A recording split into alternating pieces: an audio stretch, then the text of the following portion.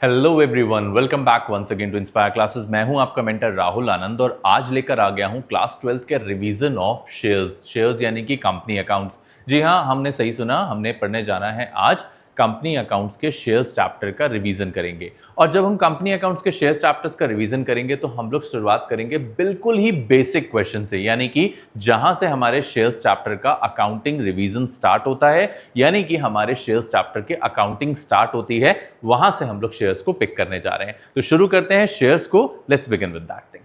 देखिए, जब भी हम लोग बात करते हैं क्लास 12th में कंपनी अकाउंट्स में, तो शेयर्स चैप्टर को काफी इंपॉर्टेंट चैप्टर माना जाता है। हम लोग शेयर्स को बहुत ही ज्यादा इंपॉर्टेंट चैप्टर मानते हैं। उसके पीछे दो रीजंस होते हैं। पहला रीजन तो है चैप्टर की लेंथ बहुत ज्यादा है। शेयर्स चैप्टर हमारे सिलेबस में सबसे ज्यादा वेटेज होल्ड करता है क्योंकि कंपनी अकाउंट्स में दो ही चैप्टर्स हैं, एक शेयर्स और दूसरा डिबेंचर्स, जिसमें से अप्रोक्सीमेटली बोर्ड एग्जामिनेशन में शेयर्स आपको 12 से 15 नंबर का क्वेश्चंस देकर जाता है। तो जब भी हम शेयर्स का अकाउंटिंग ट्रीटमेंट स्टार्ट करते हैं तो सबसे पहली चीज हमारे दिमाग में यह आती है कि कोई भी कंपनी जब अपने शेयर्स को मार्केट में सेल करती है या जब अपने शेयर्स को मार्केट में इश्यू करती है तो वो कैसे पॉसिबल हो पाता है। तो अकॉर्डिंग टू कंपनीज एक्ट 2013, अगर मैं कंपनीज एक्ट 2013 की बात करूं, तो कोई भी कंपनी अपने शेयर्स को मार्केट में दो तरीके से इश्यू कर सकती है। One is cash and another one is other than cash. यानी कि कंपनी या तो अपने शेयर्स को मार्केट में कैश में सेल आउट करेगी, यानी कि पैसे लेगी और मार्केट में अपने शेयर्स इश्यू कर देगी, और या फिर कंपनी अपने शेयर्स को मार्केट में अदर देन कैश इशू करेगी, यानी कि बिना पैसे लिए अपने शेयर्स मार्केट में दे देगी। ऐसी कौन सी कंपनी है जो बिना पैसे लिए अपने शेयर्स मार्केट में दे देगी? आइए देखते हैं। तो जब मैं बात करता हूं अदर देन कैश, तो अदर देन कैश का मतलब होता है in kind. Other than cash का मतलब होता है इन काइंड, और काइंड का मतलब ये नहीं है कि बिजनेस चैरिटी कर रहा है। काइंड का मतलब यह है कि कंपनी को पैसे नहीं मिलेंगे, या तो कंपनी को मार्केट से कोई एसेट मिल जाएगा, या फिर कंपनी को कोई सर्विस मिल जाएगी, या फिर कंपनी को कोई प्रोडक्ट मिल जाएगा जिसके अगेंस्ट में कंपनी अपने शेयर्स मार्केट में किसी को इश्यू कर देगी। ठीक है, तो अगर मैं इसको समझने की कोशिश करूं कि शेयर्स कंपनी इश्यू करती है for a consideration other than cash, तो अदर देन कैश का मतलब कुछ तो मिलेगा। कैश नहीं मिलेगा बट कैश के अलावा कुछ तो मिलेगा। वो कोई एसेट हो सकता है, वो कोई प्रोडक्ट हो सकता है, वो कोई सर्विस हो सकती है जिसके अगेंस्ट में कंपनी अपने शेयर्स मार्केट में बेचती है। लेकिन जब मैं कहता हूं कि कंपनी अपने शेयर्स को कैश में बेचती है, that means it's a straight away give and take relationship, कि पैसा आएगा और पैसों के बदले में कंपनी अपने शेयर्स मार्केट में ऑफर करेगी, यानी कि जब तक पैसा नहीं आएगा तो कंपनी अपने शेयर्स मार्केट में नहीं बेचेगी। अब जब कंपनी अपने शेयर्स को पैसों के बदले में बेचती है तो पॉसिबिलिटीज बनती हैं दो, यानी कि या तो कंपनी अपने शेयर्स को लमसम में इश्यू कर देगी, या तो कंपनी अपने शेयर्स को लमसम में इश्यू कर देगी। लमसम का मतलब सारा का सारा पैसा एक साथ ले लिया जाए, यानी कि अगर 10 रुपए का शेयर है तो कंपनी कह रही है कि मुझे 10 के 10 रुपए एक ही बार में एक साथ चाहिए, कोई इंस्टॉलमेंट का चक्कर नहीं है। और या फिर कंपनी अपने शेयर्स को इंस्टॉलमेंट्स में ऑफर करेगी। इंस्टॉलमेंट्स का मतलब थोड़ा थोड़ा पैसा, कुंचम गुंचम, थोड़ा थोड़ा पैसा कंपनी मार्केट से लेगी, शेयर होल्डर से लेगी और उनको अपने शेयर्स अलॉट कर देगी। तो अगर मैं बात करता हूं एज पर क्लास 12th का सिलेबस, तो क्लास 12th के सिलेबस के अकॉर्डिंग कंपनी अपने शेयर्स को दो तरीके से इश्यू कर सकती है। First is cash, another one is other than cash. Cash में जब कंपनी शेयर्स इश्यू करती है तो दो पॉसिबिलिटीज बनती हैं, एक होता है फॉर लमसम और दूसरा आ जाता है फॉर इंस्टॉलमेंट्स। तो अगर लमसम की बात करते हैं तो लमसम का मतलब होता है whole money at once. Lump sum means whole money at once, सारा का सारा पैसा एक साथ। और इंस्टॉलमेंट्स का मतलब हो गया छोटी छोटी इंस्टॉलमेंट्स, यानी कि टुकड़ों में पैसों को कलेक्ट करना। जस्ट लाइक एन ईएमआई, जैसे ईएमआई होता है वैसे ही कंपनी मार्केट से पैसा कलेक्ट करती है। अब अगर मैं अकाउंटिंग की बात करता हूं तो अकाउंटिंग में कोई भी कंपनी अगर अपने शेयर्स को लमसम में ऑफर करती है, अगर कोई भी कंपनी अपने शेयर्स को लमसम में ऑफर करती है तो दो पॉसिबिलिटीज फिर से बन जाती है। द फर्स्ट वन इज या तो कंपनी अपने शेयर्स को पार पर बेचती है, और या फिर कंपनी अपने शेयर्स को प्रीमियम पर ऑफर करती है। ठीक है, ध्यान से समझेंगे इस बात को बच्चे कि या तो कंपनी अपने शेयर्स को पार पर इशू करेगी या फिर कंपनी अपने शेयर्स को प्रीमियम पर इशू करेगी। अगर कोई भी कंपनी मार्केट में अपने शेयर्स को पार पर इशू कर रही है, PAR पार वैल्यू पर इशू कर रही है, इसका सिंपल मतलब होता है the company is issuing the shares at face value. Company अपने शेयर को अपने शेयर की फेस वैल्यू पर इशू कर रही है, और फेस वैल्यू का मतलब होता है जिस प्राइस पर कंपनी का शेयर लिस्टेड है, listed in the sense printed है रादर आई वुड से, या जो प्राइस शेयर सर्टिफिकेट पे लिखा गया है, या जो भी शेयर की रजिस्टर्ड वैल्यू है, अगर उस वैल्यू पर कंपनी अपना शेयर इशू करती है तो उसे कहा जाता है issue of shares at par. और अगर वो अपने शेयर को over and above par value पर इशू करे, over and above par value पर इशू करे, तो उसे कहा जाता है issue of shares at premium. For example, अगर कंपनी का 10 रुपीज का शेयर है और कंपनी उसे 10 रुपीज में ही ऑफर करती है तो वो क्या कहलाएगा, issue of shares at par, par पे इशू कर दिया।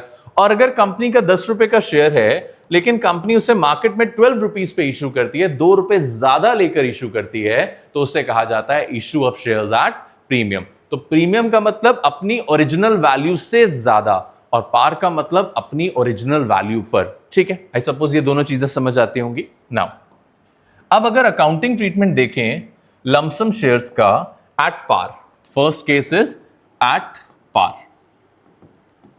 तो आई एज्यूम कि एक कंपनी है जिसके पास 1000 शेयर्स हैं, हर शेयर की वैल्यू 10 रुपए है।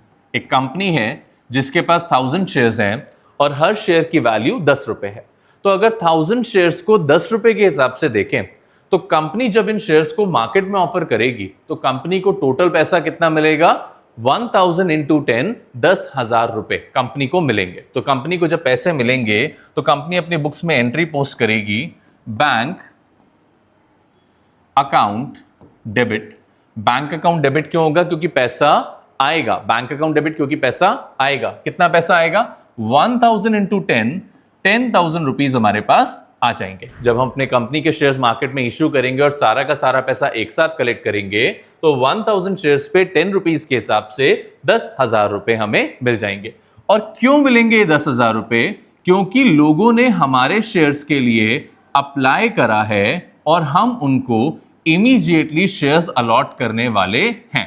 ठीक है, लोगों ने हमारे शेयर्स के लिए अप्लाई करा है और हम उनको इमीडिएटली शेयर्स इश्यू करने वाले हैं। तो एंट्री जो हमारी बुक्स में होगी वो हो जाएगी bank account debit. Bank account को डेबिट करेंगे क्योंकि पैसा आएगा, to share application and allotment account. क्यों आएगा ये पैसा, क्योंकि लोगों ने कंपनी के शेयर्स के लिए अप्लाई करा है और हम उनको शेयर्स अलॉट करेंगे।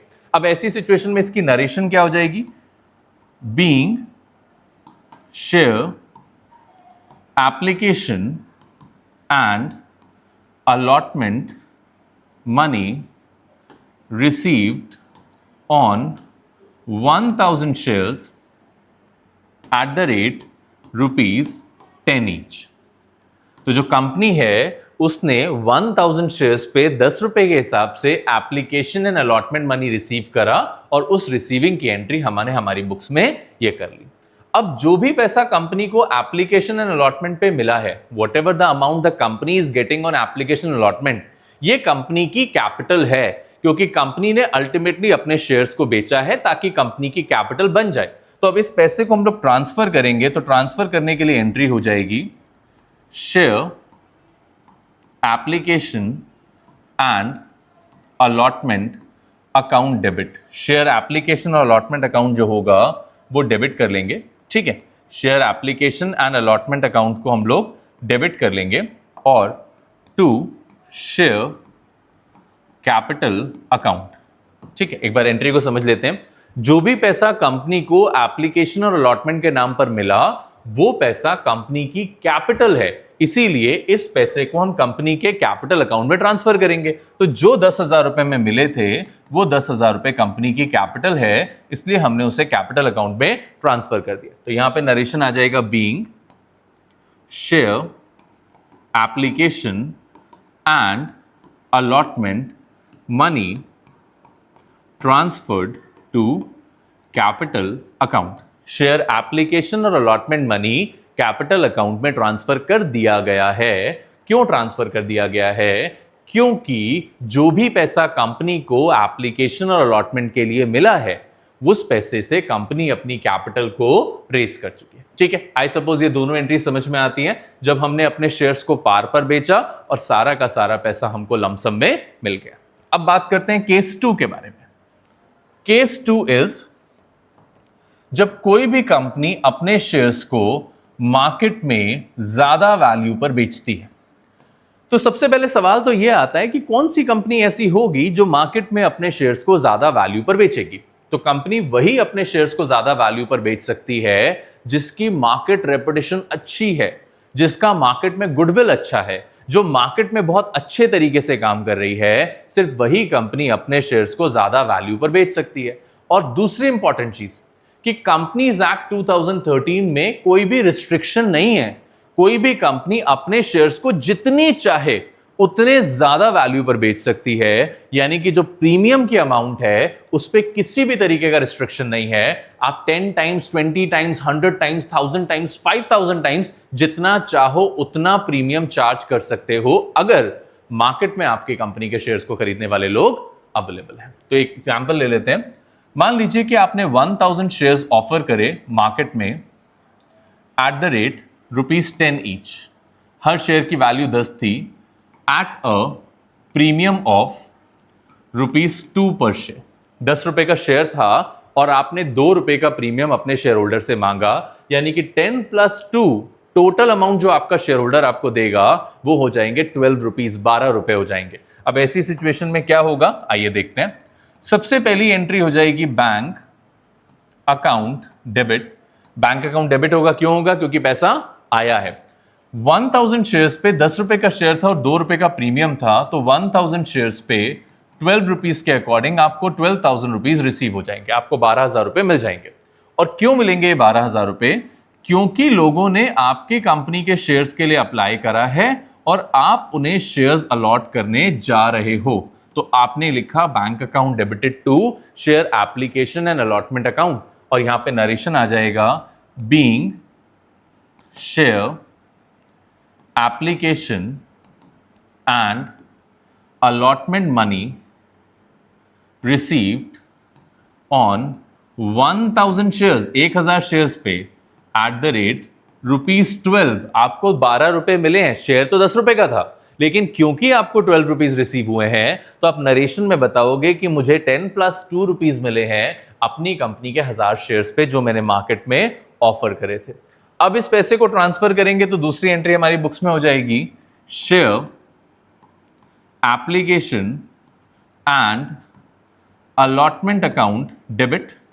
12,000 रुपीज जो हमें मिले थे, हमें इसी पैसे को ट्रांसफर करना है। कहां ट्रांसफर करना है? To share capital account. पैसे को कैपिटल में ट्रांसफर करना है। अब ध्यान रखना, बहुत काम की बात बता रहा हूं कि जब भी कंपनी अपनी कैपिटल में पैसा ट्रांसफर करेगी तो कैपिटल में वही पैसा जाएगा जो कंपनी की एक्चुअल कैपिटल होगी। और कंपनी की एक्चुअल कैपिटल क्या होगी? 1000 शेयर्स पे 10 रुपए के हिसाब से कंपनी की एक्चुअल कैपिटल जो है वो 10,000 रुपए है। तो फिर वो 2 रुपए क्या था जो हमें मिला था? वो हमारी इनकम थी, और income as per the rules हमने पढ़ा हुआ है हमेशा क्रेडिट हो जाती है। तो हम यहां पे लिखेंगे टू सिक्योरिटीज प्रीमियम अकाउंट 2000 रुपए। यानी कि इनकम को हमारी बुक्स में हम अलग से दिखाते हैं, प्रीमियम के लिए हम लोग लिखते हैं सिक्योरिटीज प्रीमियम। और क्योंकि इनकम हुई है हमारी इन द सेंस कंपनी की, और इनकम हमेशा क्रेडिट होती है, दैट्स व्हाई हमने लिखा टू सिक्योरिटीज प्रीमियम अकाउंट। तो ये हमारी एंट्री हो गई share application and allotment account debited to share capital account with the original value to securities premium account with the premium value. और क्योंकि क्रेडिट हुआ है क्योंकि हमारी इनकम थी। अब इसकी छोटी सी नरेशन भी लिख देते हैं। नरेशन क्या हो जाएगी? बीइंग